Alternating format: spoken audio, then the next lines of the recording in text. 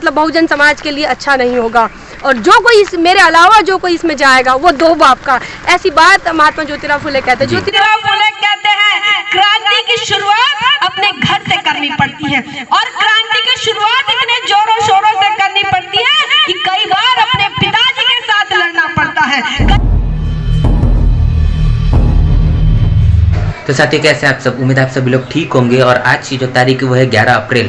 11 अप्रैल को महात्मा ज्योतिबा फुले इनकी हम जयंती सेलिब्रेट करते हैं। बाबा साहब भी जिनको अपना गुरु मानते थे, ऐसे महापुरुष की जयंती आज हम सेलिब्रेट कर रहे हैं। कोरोना के चलते 10 से 12 तारीख तक के लॉकडाउन हमारे शहर में लगा हुआ है, लेकिन तभी भी हम कम से कम दायरे के अंदर में और एक सेफ्टी को ध्यान में रखते हुए आज हम ये जयंती सेलिब्रेट करने वाले हैं। क्या क्या चीज़ होने वाला है आज के पूरे ब्लॉग में, बने रहिएगा आखिर तक के। चैनल को सब्सक्राइब नहीं किया है, सब्सक्राइब कर दीजिए और बेल आइकन को भी प्रेस कर। चलिए व्लॉग को कंटिन्यू करते हैं। साथ ही आपको जैसे पता था कि यहाँ पर हमने ये जो चिड़िया का घोंसला हमारे घर पे था, अभी यहाँ पर वो है नहीं, यहाँ से वो उड़ चुके हैं। और लेकिन हमने तभी भी यहाँ पर दाना और उनके लिए पानी रखा है।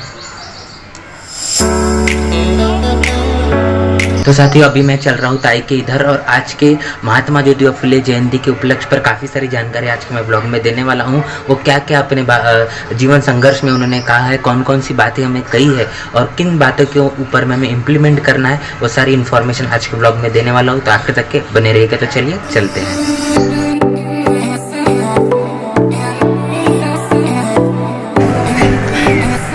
साथियों मैं भी ताई के यहाँ पर पहुँच चुका हूँ, और यहाँ से हम शाम को करने वाले हैं महात्मा ज्योतिबा फुले इनके जयंती के उपलक्ष्य पर उन्हें अभिवादन। तो यहाँ से अभी हम चल रहे कुछ ही देर में, अभी देखते हैं अभी क्या चल रहा है। ठीक, अभी हम घर में एंट्री कर रहे हैं। अभी जय भीम, जय भीम, जय भीम। तो अभी यहाँ पर क्या चल रहा है? एडिटिंग। अभी आज महात्मा फुले इनकी जयंती पर वीडियो आने वाला है द थिंग पर, और ये हमारा है CPU और कंप्यूटर, और ये हमारा ट्राइपॉड है जिससे अभी हम एडिटिंग करते हैं, और हम जो कैमरा शूट यहाँ से होता है। तो अभी हम चलने वाले हमारे प्रोग्राम जो शाम में हमने रखा है वहाँ पर, और फिर आज क्या क्या होने वाला और सब बताते हैं।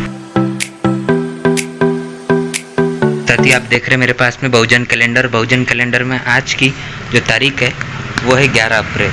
ज्योतिराव फुले एक भारतीय विचारक, समाजसेवी और लेखक, दर्शन शास्त्री और क्रांतिकारी थे, और इन्होंने महात्मा ज्योतिराव फुले के नाम से भी जाना जाता था। महिला व दलितों के उत्थान के लिए उन्होंने अनेक कार्य किए हैं। तो यहाँ पर काफ़ी सारी जानकारी आज की दी हुई है। और एक खास दिवस है जो कि हिंदू कोड बिल पेश किया गया था 1947 में, जो बाबा साहब के द्वारा, जो यहाँ पर जानकारी दी हुई है।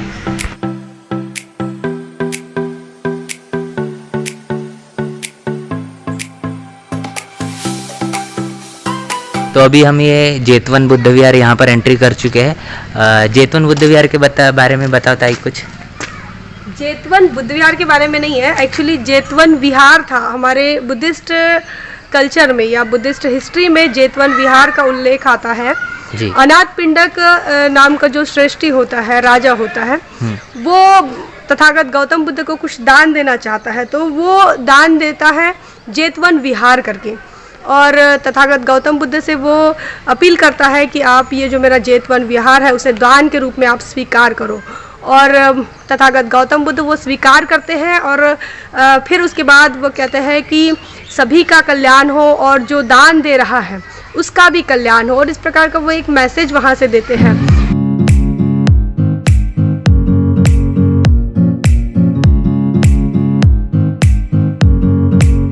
तो साथियों आप देख रहे हैं मेरे पीछे ये जो मार्केट यहाँ पर इस गांव में लगा हुआ है। हम देखते हैं सिटी में बहुत अलग अलग तरीके से मार्केट लगता है, लेकिन गांव में जो ट्रेडिशनल ट्रेंड है उसी तरीके से अभी भी मार्केट लग रहा है। कोरोना के समय में सोशल डिस्टेंसिंग का पालन करते हुए या जो तकलीफ़ें दी जा रही है, लेकिन किसी न किसी तरीके से सर्वाइव करने की कोशिश गांव में लेवल में चल रहा है। तो ये मेरे पीछे आप देख रहे हैं, यहाँ पर हम इस गाँव में आए, ये मार्केट यहाँ पर है जो अभी मैंने आपको दिखाया। तो साथियों अभी हम चल रहे हैं हमारे द थिंग 100 हमारा जो यूट्यूब चैनल है, इसके लिए हम लोकेशन फाइंड आउट कर रहे हैं कि हमको वहाँ पर रुककर वीडियो बनाना है महात्मा ज्योतिबा फुले इनके जयंती के उपलक्ष्य पर। शाम को हम महात्मा ज्योतिबा फुले इनकी जयंती सेलिब्रेट करने वाले हैं।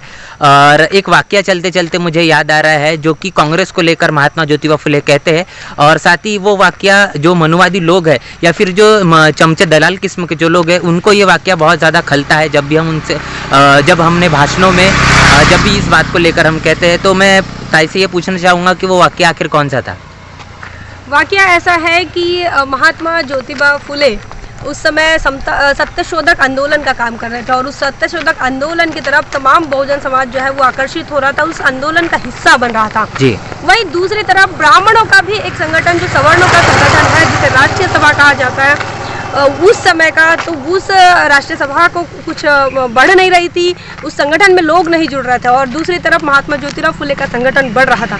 उनको लगा कि क्यों ना महात्मा ज्योतिराव फुले को ही अपने संगठन का हिस्सा बना ले, ताकि उनके साथ साथ तमाम सारे जो लोग हैं वो उनके राष्ट्रीय सभा में चले आए। वो जाते हैं और महात्मा ज्योतिराव फुले से रिक्वेस्ट करते कि आप हमारी राष्ट्रीय सभा का हिस्सा बनो। तो महात्मा ज्योतिराव फुले कहते ये कौन सी राष्ट्रीय सभा है, ये राष्ट्रीय सभा नहीं है, ये तो भट्टों की और बामनों की राष्ट्रीय सभा है। तो ये बामनों की सभा में मैं कैसे आ सकता हूँ, मैं नहीं आऊँगा।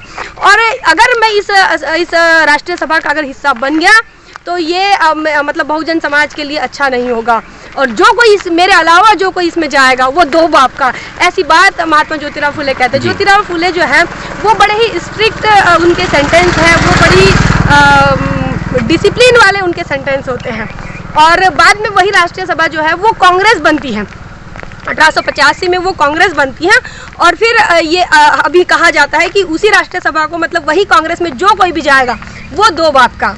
और उसी बात को बाबा साहब अम्बेडकर आगे बढ़ाते हैं और बाबा साहब अम्बेडकर बोलते हैं मेरे बहुजन समाज के लोगों, मेरे जीते जी तो क्या, मेरे जाने के बाद भी कांग्रेस का चवन्नी का मेंबर भी मत बनना। तो समझ में आता है कि हमारे जो महापुरुष रहे इनका पूरा का जो पूरा वार है ये कांग्रेस को रहा उस समय की, और वर्तमान में भी जो बीजेपी है तो उसी से बनी हुई जो कांग्रेस और बीजेपी है जो एक ही थाली के चट्टे बट्टे है। हमारे महापुरुष ने समय समय पर सतर्क किया है और इसी आइडियोलॉजी को हमको बढ़ाते हुए हमारी राष्ट्रीय ताकत को हमको आगे बढ़ाना है। उस समय जो है कांग्रेस ही जो है वो हिंदूवाद का परचम लेकर काम कर रही थी, हिंदूवाद का एजेंडा लेकर उस समय कांग्रेस कर रही थी। आज वो सेकुलर बनने का नाटक कर रही है वो बात अलग है। आज जिस तरह से आज हमको बीजेपी दिखाई दे रही है, उस समय जिस प्रकार कांग्रेस काम कर रही थी वो सेम बीजेपी के एजेंडा जैसा आज है उसी तरह से रहा है। और एक बात बता दूं कि बाबा साहब अम्बेडकर ने उस पे एक किताब भी लिख दी जिसका नाम है what Gandhi and Congress have done to untouchable, यानी अछूतों के लिए गांधी और कांग्रेस ने क्या किया, ऐसा बाबा साहब अम्बेडकर ने क्वेश्चन किया था। तो जो लोग कांग्रेस और बीजेपी में खासकर उनको ये किताब जो पढ़नी चाहिए जो बाबा साहब ने लिखी है, तो अगर आपने भी नहीं पढ़ी होगी तो ज़रूर पढ़िएगा। लिंक मैं डिस्क्रिप्शन में दे दूंगा, वो अमेज़ॉन से आप परचेस कर सकते हैं, उसका भी लिंक मैं देने वाला हूँ, तो वहाँ से ज़रूर खरीदेगा। और अभी हम लोकेशन हमको मिल चुका है, अभी हम शूट करते हैं और उसके बाद में चलते हैं आज के हमारे इस महात्मा ज्योतिबा फुले इनके जयंती के प्रोग्राम में। तो चलिए चलते हैं।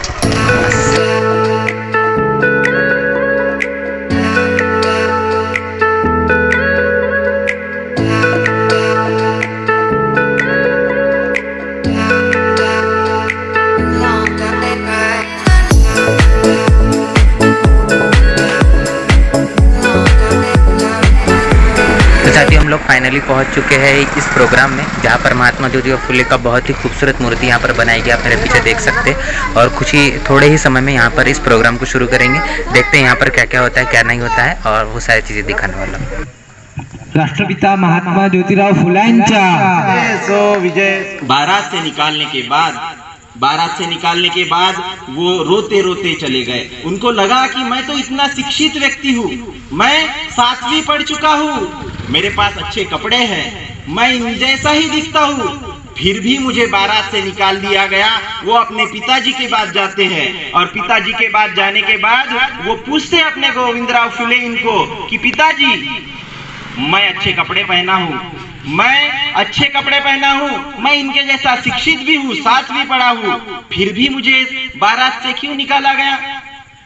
तो गोविंदराव फुले उनको उत्तर देते हैं कि अरे अच्छा हुआ, अगर ये पेशवाई रहती तो तुझे हाथी के पैर तले कुचल कर मार दिया गया रहता। इस देश के अंदर ऐसी व्यवस्था कायम है, इन व्यवस्था को तोड़ना पड़ेगा, इन परंपराओं को तोड़ना पड़ेगा और इन परंपराओं को तोड़ने के लिए संघर्ष करना पड़ेगा। अपने घर से शुरुआत करनी पड़ती है। महात्मा ज्योतिराव फुले कहते हैं क्रांति की शुरुआत अपने घर से करनी पड़ती है और क्रांति की शुरुआत इतने जोरों शोरों से करनी पड़ती है कि कई बार अपने पिताजी के साथ लड़ना पड़ता है, कई बार अपने भाई के साथ लड़ना पड़ता है, कई बार अपने घर के लोगों के साथ लड़ना पड़ता है। सिद्धांत सिद्धांतों के लिए। और महात्मा ज्योतिराव फुले, इनको इनके पिताजी ने घर से निकाल दिया, लेकिन उन्होंने सामाजिक क्रांति का काम उन्होंने छोड़ा नहीं। A few moments later. साथियों, मैं फाइनली घर पहुंच चुका हूं और महात्मा ज्योतिबा फुले ने जिस किताब को लिखा है उसका नाम है गुलामगिरी, जो बहुत ज़्यादा प्रचलित है इस देश के अंदर में। गुलामी को बताने के लिए, उसको लोगों तक पहुंचाने के लिए, उसकी जानकारी देने के लिए इस किताब को महात्मा ज्योतिबा फुले ने लिखा। अगर इस देश के अंदर बहुजनों के ऊपर में अगर गरीबी होती तो ज़रूर वह गरीबी पर किताब लिखते, लेकिन इस देश के ऊपर में इस गरीबी का पीछे का जो कारण है, जो दारिद्र्य के पीछे का कारण है, वो इस देश के अंदर में मनुवादी व्यवस्था की गुलामी का कारण है। इसलिए उन्होंने ये किताब कहीं ना कहीं लिखी है। तो साथियों, इस व्लॉग को यहीं पर खत्म करते हैं। काफी लंबा ये व्लॉग हो चुका है। तो इस व्लॉग में अगर कोई भी चीज़ आपको पसंद आएगी तो लाइक, कमेंट और शेयर जरूर कर दीजिएगा। चैनल को सब्सक्राइब नहीं किया आपने अभी तक तो जरूर सब्सक्राइब कर दीजिए और बेल आइकन को भी प्रेस कर। चलिए मिलते हैं अगले नए व्लॉग में, तब तक के लिए जय भीम, जय भारत।